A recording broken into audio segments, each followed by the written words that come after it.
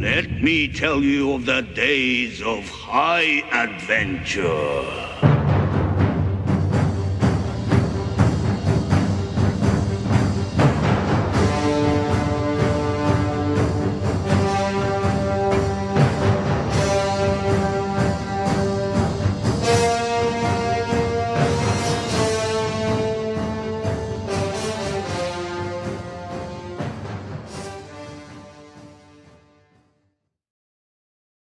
Hey there nation, welcome to the show where we help you to play miniatures wargaming on a budget. It is I, Commander CheapSkate, and we are back with another edition of the Golden Age. This is our series of Warhammer Fantasy Battle reports, and this is battle report number 43. It is a 1,000 point battle that is fought between myself as well as my friend Smells Like Febreze. Unfortunately, I just didn't really have enough time during the last week in order to play some Warhammer Fantasy Battle. I just had a hellish week. I was also down with a cold, so if I do cough or if I snivel so much in this video, you'll know why, because I've been sick last week, so I really didn't get a chance to really pull in a game. So luckily for me, my friend Smells Like Febreze, he kind of dropped everything at the last minute to do a video for me, so that way I can do one for this week. So thank you very much, Smells Like Febreze. If you're watching this video, this one's dedicated for you for being a trooper, man, to helping me out. So that's why this game is at 1,000 points. He only had a couple of hours to play before I moved on, and that's why it's at a reduced point rate. So like I said before, my friend Smells Like Febreze is bringing the Wyld Hunt, which is his Wood Elf army, which is entirely made up of 4 spirits, versus my Feldhole Nation of my Dwarves. And once again, this is a 1,000 point battle, so with that being said, we're going to play some background music real quick. If you want to see exactly what we're taking, go ahead and pause and take a look at your own leisure. So with that being said, let's get this battle report on a roll. Crom, I've never prayed you before. I have no tongue for it. No one, not even you, will remember if we were good men or bad. Why we fought, or why we died. No. All that matters is that 2 stood against many. That's what's important. Balor pleases you, Crom. So grant me one request. Grant me revenge. And if you do not listen, then the hell with you. Alright, so let's take us directly to the scenario on this one. We are playing a Battle Line scenario, which is your most standard version of Warhammer Fantasy Battle. It has standard deployment rules as well as standard victory conditions. It's the most common type of Warhammer there is. And as you can see, we're playing on a 4x4 table because we're playing a reduced point value on this one. We're only playing with 1,000 points. So let's go ahead and talk about the battle plan for this one. As you can see, I'm deployed on the near side of the table. My friend Smells Like Febreze is deployed on the far side of the table. And like I said, we're fighting on a 4x4 table because we are playing at 1,000 points. So because of that, the gaming area needs to be smaller. And this time I've also castled up for my deployment. I went back to my traditional denied flank deployment using that tree in the background to mount my organ gun for the Decemberist as well as my infantry forces there. So that way my right hand flank is somewhat protected. And at the same time, it allows me a long field of fire against my opponent. I am playing a gunline list even at 1,000 points, so the plan is pretty much the same as it's always been in my dwarf army. Have my opponent advance across the battlefield, whittle him down with some long range fire, and hopefully destroy him by the time he gets within close combat. My biggest fear is that my friend is bringing 2 treemen in this army list. He has Durthu, who's his general, who's located on the left hand side, and he also has Sternbark the Harrower, which is his normal tree man on the right hand side. And I gotta whittle down those 2 treemen before they engage me in close combat, because that's the real killing power in my friend Smells Like Febreze's army. So if I can take out those treemen, I mitigate a lot of his killing power, and all I have to really do is deal with his dryads.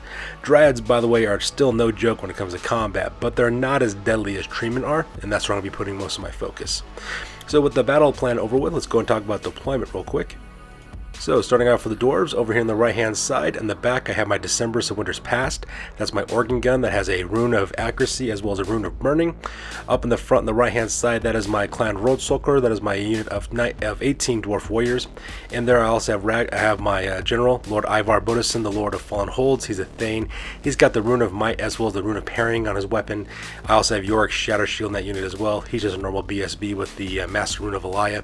He's also got a great weapon as well. And of course I got my 18 dwarf warriors who are all packing hand weapons as well as shields. On the left hand side, that is Clan Izmir, the Vengeful Ones. That is my unit of 18 Quarrelers.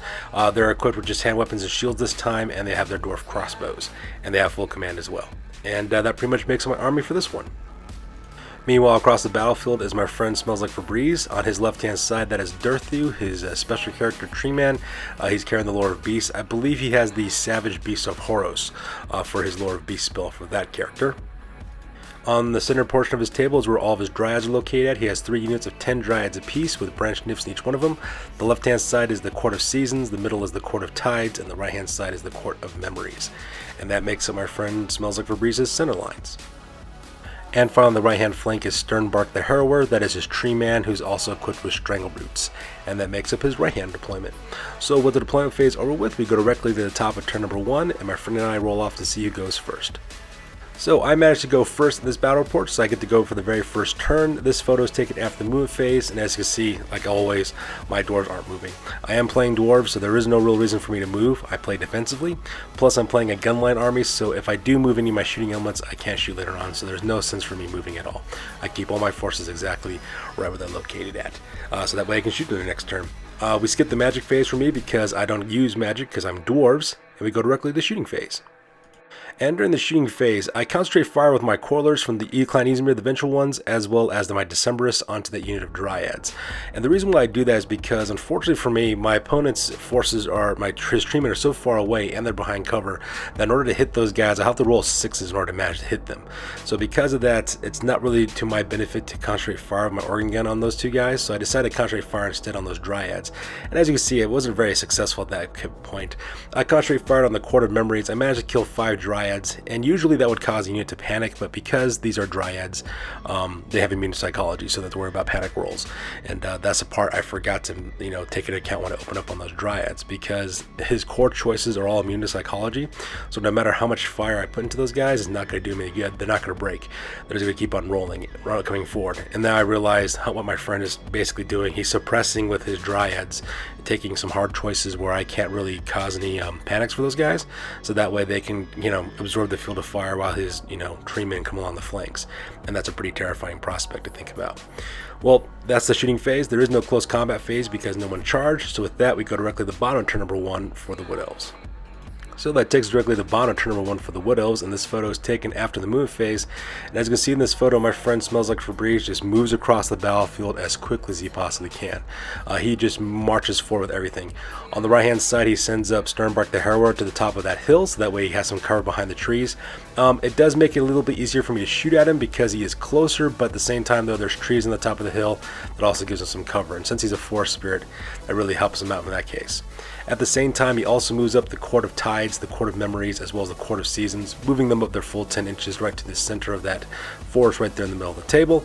And he also moves up Durthu 10 inches from the other side of that forest, heading towards the battlefield. So Durthu is now in the open, but unfortunately for him, he is just shy of me being able to hit him with my organ gun as well as my Coilers. I think he's at 31.5 inches, if I remember correctly. So because of that, I wasn't able to hit him during that shooting phase, so that part's kind of sad. Great move by my friend Smells Like Febreze, but not so great for me. Here's a close-up of Durthu, just shy of being able to be shot at with crossbows as well as with organ guns. And you can also see the Court of Seasons there, right there on the right-hand side, right next to that pink bush popping out from the forest there. And here's a close-up of his Court of Tides as well as the Court of Memories, marching across the battlefield, heading towards my main battle lines. And that unit of Court of Memories is about halfway dead, but, Dryads don't panic, so I can't break them. And here's a close-up of Sternbark the Harrower, getting ready to move across the battlefield to engage my right-hand flank. And since he marched forward, there is no shooting for his army because everybody marched forward, so they can't shoot. And he has no real magic. He tries to cast magic earlier with the Savage Beast of Horos, but I was able to stop it with the Master Rune of Vyala. And so and I also, not to mention, not only did I spell the Savage Beast of Horos, I also destroyed it with my Spellbreaker Rune. So because that his magic phase is kaput, there is no shooting because he marched forward and no one's in close combat. So that pretty much makes up turn number 1 for this one. Alright, so that takes us directly to the top of turn number 2 for the Dwarves, and I get to go first again. For the move phase, once again, no reason to move. I am playing a gunline army, so there is no point for me to do that. I am kind of concerned about my friend Smells Like Febreze sending in Sternbark the Harrower directly into my Dwarf Warriors. He can't attack me from the flank on the right hand side because he just doesn't have enough room to maneuver around, so if he does charge me, he has to charge me head on. And so I do have to worry about that taking place, so I do stand my ground there. At the same time though, I'm pretty safe from his Dryads as well as Dirthu. They have still quite a bit of battlefield across in order to get to me, so my hope is that my friend will hopefully fail his charge with Sternbark the Harrower. It's a really long charge. I think he has to roll I think it's like 16 inches away or something like that. So because of that, he's got a real difficult time trying to close the gap. He's got to roll out of the box in order to make that distance. So I am pretty confident he'll fail that. So hopefully what will end up happening is that Sternbark the Harrower will fail his charge roll. He'll get stuck in the middle, give me another round of shooting. Hopefully I can destroy him with the organ gun. I can manage to shoot him twice before he manages to get up too close to my troops. At the same time, I can use my Quarrelers to destroy a couple more units of his Dryads and then deal with Dirthu later on. So hopefully it's kind of like Space Invaders where I take on one wave of fighters at a time. And that's pretty much what I'm kind of going with on this one. Here's a close-up of my army, just standing their ground and just looking magnificent as always, because that paint job on these guys were absolutely fantastic. So we skip the magic phase because I'm a dwarf army, we don't use magic, and we go directly to the shooting phase. During the shooting phase, I take my Quarrelers from Clan Izmir and open up on the Court of Memories, trying to destroy that unit. Unfortunately, I only managed to kill 3 Dryads, so that unit still has 2 more left. Now, under normal circumstances, these guys would have to roll Snake Eyes in order for them to hold their ground due to panic tests, but these are Dryads, and Dryads are immune to psychology, so they don't have to worry about taking any of those tests. You could have 1 Dryad left and they'd still stand their ground, so kind of demoralizing when you're going against a shooting army, and I'm realizing that I'm not doing jack against his core choices. At the same time, I also open up with the Decemberus onto Sternbark the Harrower, managed to put 2 wounds onto that character. And the only reason why I was able to do that is because when I rolled for my shots, I think I rolled like 6 shots total is what I ended up rolling. I think I rolled a 4 and a 2 for my 2 artillery dice rolls, so I didn't have very many shots to begin with. I missed a couple of times because of the forest. I also missed a couple of times because I failed to wound.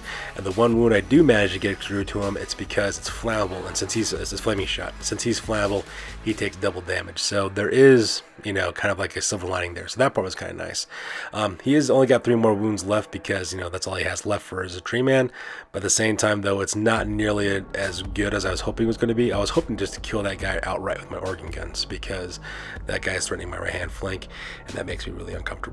But like I said, them's the breaks. There is no close combat because none of my army forces charged anybody or received any charges. So because of that, we go directly to the bottom of turn number 2 for the Wood Elves. And we go to the bottom of turn number 2 for the Wood Elves, and this is the round that the Stuff of Nightmares is made of. My friend Smells Like Febreze declares a charge with Sternbark the Harrower, and when he rolls his charge dice, he rolls boxcars on that one. So he manages to get run over 17 inches is what he manages to cover, just 1 inch more than he needed to in order to close the gap. So he comes tearing down that mountain, charging directly towards my Clan Roadsucker. So because of that, Clan Roadsucker with my 2 Dwarf Thanes are now engaged in close combat with Sternbark the Harrower. At the same time, he also marches his forces forward. Yeah, that's what he exactly does. He marches his forces forward. He moves over his Court of Memories over to the right-hand side, marches up his Court of Tides and Seasons, right in the middle between the forest and the left-hand side as well as the hill, and he moves up Dirthu as well to take cover behind that forest, so that way he doesn't get shot at as easily with my organ gun. And that pretty much makes up his move phase on this one. Here's a close-up of Sternbark the Harrower charging directly into my Dwarf Warriors, and I'm a little bit worried about this one because whatever damage he does cause, he gets a bonus for charging, so that's kind of rough. And not to mention, he charged down a hill, so he gets another point of bonus on that as well, so that's absolutely terrifying to take on, considering that this guy already has 2 up combat res on me, and that's just absolutely terrifying to contemplate. Here's a close-up of Smells Like Febreze's core choices. All 3 units of Dryads are slowly advancing forward. And here's a close-up of Dirthu taking cover behind that forest because he doesn't feel like being shot at with flaming cannonballs from an organ gun, which is actually kind of smart. So we skipped the magic phase because, unfortunately for him, I destroyed his magic phase when I destroyed when I spell broke his Savage Beast of Horror spell, and we skipped the shooting phase because all of his forces either marched forward or they charged, and because of that, we go directly to the combat phase. And dear God, the combat phase was absolutely brutal in this combat. As you can see, he managed to kill 9 of my Dwarf Warriors just from a combination of normal strikes with his Tree Man as well as his stomps. And I think I managed to only put 2 wounds onto him as well. Ragnar, it wasn't my general. Lord Ivar Bodison didn't do anything against this guy. I think my Thane managed to put 1 wound on him.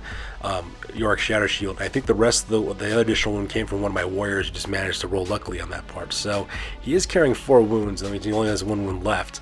However, needless to say, between my 2 wounds against his combat score of 11, because he also charged as well as charged downhill, I have to take a pretty bad break test. In fact, the difference in the combat score means that I have to roll under a 4 in order to keep my warrior standing and from fleeing. Unfortunately for me, though, I do fail my panic check and I run, and Sternbark the Harrower also pursues. I rolled like a 7, I think he rolls like a 10. So because of that, he charges directly through my fleeing dwarves, crushing them beneath his feet as he goes stomping across the battlefield. And to make matters worse, not only does he charge directly through my dwarf warriors, killing my thanes, as well as killing my dwarf warriors, he also charges directly into the Decemberist of Winter's Past. So because of that, my organ gun is now engaged in close combat with Sternbark the Harrower, which means that my crew-served weapon, which is the main killer in this army for my 1,000 point army, is now engaged in close combat. I can't shoot anymore against a tree man, no less, and that's just absolutely terrifying to contemplate. So things are not looking very good for my army at this point. Alright, so that takes directly to the top of turn number 3 for the Dwarves, and things are not looking very good as well. My organ gun is engaged in close combat right now with a tree man. Granted, that tree man's only carrying 1 wound, but my cannon crews have no great weapons. They have nothing to help them out, causing damage against the tree man. And the tree man has everything, so that's going to go rough as well. And all I got left is my quarrelers. So because I really can't move with my quarrelers without losing shooting, I just basically stand my ground at this point and don't move at all. So we skip the magic phase and go directly into the shooting phase, and this time my quarrelers actually do pretty well. They concentrate fire against the Court of Tides, which is that unit of dryads in the middle. Magic cut that unit in half as well, so 5 more dryads are now dead. Granted, it doesn't do me any good because they don't cause panic when their units are destroyed, and they don't flee because of, break tests, but, it's better than nothing. At least there'll be less few trees to attend the victory party after this battle report is over with. So with the shooting phase over with, we go directly to the combat phase. And in the combat phase, Sternbark the Harrower just curb stomps my cannon crew for my organ gun like it's nobody's business. I don't even think he had a stomp. I think it's just his 5 normal attacks that he gets was enough to do the job and kill my crewmen. So because of that, Sternbark the Harrower stands over the ruins of what was once my organ gun, and he stares directly at my back flank for my army, and I can just see what's going to happen now. I'm going to get swarmed just like how the Sylvaneth do it in Age of Sigmar. They're going to do exactly the same thing in Warhammer Fantasy Battle against my army. And with the bottom of turn number 3 for the Wood Elves, as you can see, this photo is taken after the move phase. They do exactly that. The first thing that my friend does, he declares charge with Sternbark the Harrower. So Sternbark the Harrower charged directly into the back of my unit. I am not able to shoot at him because, I'm being in charge from behind, so I won't be able to shoot him at that point. So he goes directly into my back flank. At the same time, he also declares charges with his Court of Seasons. I do stand to shoot with my quarrelers, but unfortunately for me, though, I didn't manage to land a single hit. I just rolled a bunch of, 1s and 2s like you wouldn't believe. So because of that, those dryads charge directly into my front. So now my quarrelers are in a pincer attack. For the rest of his forces, he moves up his dryads from the Court of Tides. He moves them up 10 inches to the right-hand side so that they can swoop around and hit me in the right-hand flank if he needs to. He also brings up his 2 more dryads in the Court of Memories just because he can, and then he maneuvers Durthu, marches him up over to the left-hand side so that way he can flank me on the left-hand side if he needs to as well. And I'm starting to get some horrible flashback and PTSD from my days of playing Age of Sigmar when I'm seeing this right now, so that's pretty brutal. And here's a close-up of my dwarf warriors being swarmed by a tree man as well as some dryads in the front. So because of that, we skip the magic phase and there is no shooting in this army. We go directly to the combat phase. And the combat phase, it was an absolute slaughter during the combat phase. I managed to lose 12 dwarves in the process of that. And I think 8 of them came from the tree man, Sternbark the Harrower. Between his normal strikes as well as his thunderstop attacks, he killed 8 of my dwarf quarrelers. I did return attacks back. I did manage to inflict the last wound I needed to kill Sternbark the Harrower, so I do kill his tree man, which is kind of cool. And I also managed to kill 4 dryads, which is pretty awesome as well. But it's not nearly enough. With all the losses that I took in this, plus being charged in the back as well as in the front, the combat res score was just absolutely horrible. I think I had a roll under a 3 is what ended up happening, and needless to say, I failed that roll. And as you can see in this photo, my unit runs away. My friend Smells Like Febreze does not pursue because when I roll my dice to see how far I go back I think 11 inches. So because of that, my quarrelers just fled off the battlefield, and because of that, my entire army has been tabled at this point. And there you have it, ladies and gentlemen. As you can see, there is nothing left on the battlefield because I just got destroyed by the Wood Elves, which is absolutely horrible for me. It was also my very first loss for my dwarf army against another army, which is actually kind of cool at the same time. So that being said, ladies and gentlemen, we're going to go directly to the after action report because this battle report is now officially over. I thought about staying. They offered me the chance to lead them, to teach them, to be king. Uh-huh. But my place is here, so I Swallowed the juice, said the words, and here I am. Did you say the words right this time? Well, maybe I didn't say every single tiny little syllable, no, but basically I said them, yeah. Basically.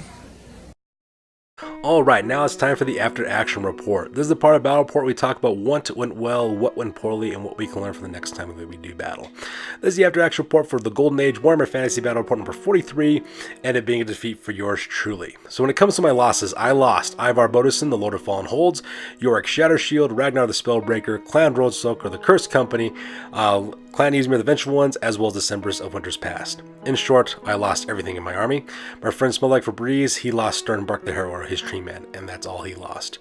In the end, the reason why I lost this battle is because excellent use of maneuverability and speed by my friend Smells Like Febreze. Like I said before, when you're fighting against a dwarven gun list, everyone likes to complain that you can't fight against it, and it's very difficult to do so. Actually, that's not the case. All you really have to do is send your forces directly to the flanks of a dwarf gunline unit, and you can destroy your army that way. I've been saying that since the last time. My friend Lady Domina actually exposed that the last week's episode when we showed the Dark Elves charging against my flanks in that part. So because of that, my friend Smells Like Febreze sent his forces directly towards my flank, using cover first treatment, so that way I couldn't shoot them off the table, and he used his dryads as bait for me to whittle those guys down. Like I said before, dryads are immune to psychology, so you can't panic them. So I was basically wasting my shots against his core choices, and at the same time he was staying aggressive, just pressing the advance forward so that way he can engage me in close combat. His tree man Sternbark against my dwarf warriors is absolutely brutal. I failed so many hit rolls with my dwarf warriors, and my things didn't do anything against them. Wasn't really strong enough to hurt against Sternbark. Meanwhile, Sternbark's high strength attacks was just enough to destroy everything I had in my army, so that part was kind of crazy as well. Not to mention when he overran my unit, destroying it and then charging directly with my organ gun, that was also another a coffin nail into defeating me, because my organ gun couldn't shoot up his dryad units, and it couldn't shoot against Durthu, so because of that, allowed his units to catch up into the fray and to swarm me and surround me and destroy me.